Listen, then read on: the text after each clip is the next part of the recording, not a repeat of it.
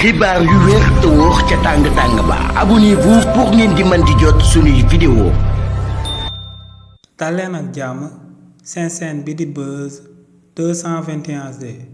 kii di Cheikh Bara Ndiaye dakub chroniqueur bu kenn doot présenté ci réew mi di Sénégal yëkkati na ay kàddu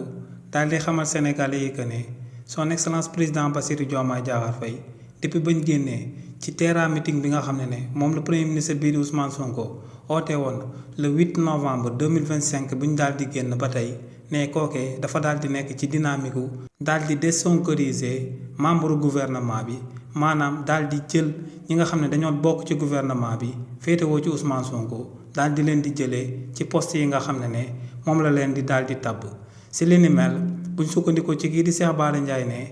jëf ji nga xam ne moom la son excellence président Bassirou Diomaye Diakhar Faye njëkk daal di amal ginnaaw bañ paree ci meeting bi nga xam ne moom le premier ministre bii di Ousmane Sonko di daan amal moom mooy que ne dafa daal di jël kii di Marie Rose daal di koy andi ci gouvernement bi mu jege si ko te ne ba mu jëlee kookee di Marie Rose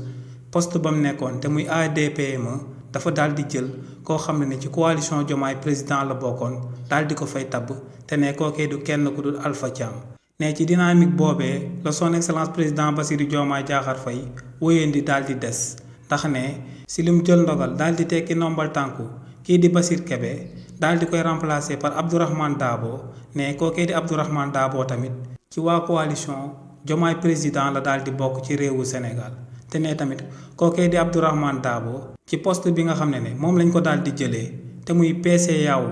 aéroport international bu Blaise Diagne ne ku mu fa daal di tabb ne tamit kookee ci coalition Diomaye président la daal di bokk ne tamit son excellence président Bassirou Diomaye Diakhar Faye ci nomination bu mujjum daal di amal ci conseil des ministres daal di nay jël benn inspecteur buy uyoo ci turu Ndir daal di koy tabb tamit ci ministère des finances te ne tamit kookee ci coalition Diomaye président la daal di bokk ne lu leer ba am moom mooy que ne son excellence président Bassirou Diomaye Diakhar Faye ci dynamique gu daal di désonkoriser gouvernement bi la daal di nekk te ne li ni mel du dëgg waaye tamit ne li ni mel du yoon. xibaar yu wér te wóor ca tàng ba abonnez-vous pour ngeen di mën di jot suñuy vidéo.